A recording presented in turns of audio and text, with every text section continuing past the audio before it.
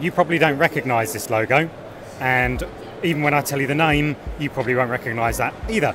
But it is Gionee, and Gionee's brand new brand identity has been launched on this, the S8, its latest very cool smartphone. Now, we've looked at Gionee phones in the past, and much like previous ones, this one is really, really good looking. It's very thin. This is a metal chassis. It's made a real effort to hide the antenna. Despite it being a metal chassis, this is the antenna band around the edge. Now, it's really hidden, not quite as much as on the LG G5, but still much more attractive than great big lines running across the body. Gionee has also, again, put one of its gorgeous AMOLED screens on the front. This is 5.5 inches, 1080p, and as you can see probably in the video, it's super bright and really, really gorgeous. We also quite like this, where you can flick through different wallpapers on the screen, which is fun. This is a fingerprint sensor mounted on the home button, and we open up the phone like this.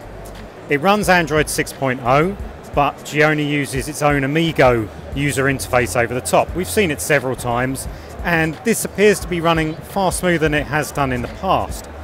We also tested out the camera. This is 16 megapixels, very, very good.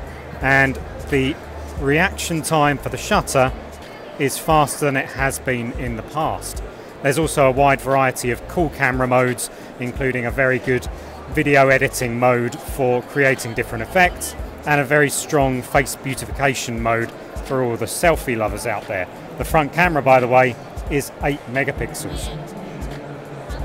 Inside here is a Helio P10 processor made by MediaTek, 4 gigabytes of RAM and 64 gigabytes of internal memory. So Gionee's really not skimped on the all-important performance and storage factors here.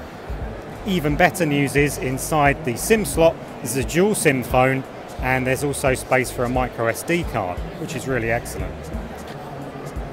Gionee's added a few little touches that, to be honest, you'll probably recognize. This screen is a 3D touch screen, so just like the iPhone and a few Android phones out there, you can hold down buttons and get up a little menu. Now, if you've used iOS in the last few years, you might notice that similarity between those two options.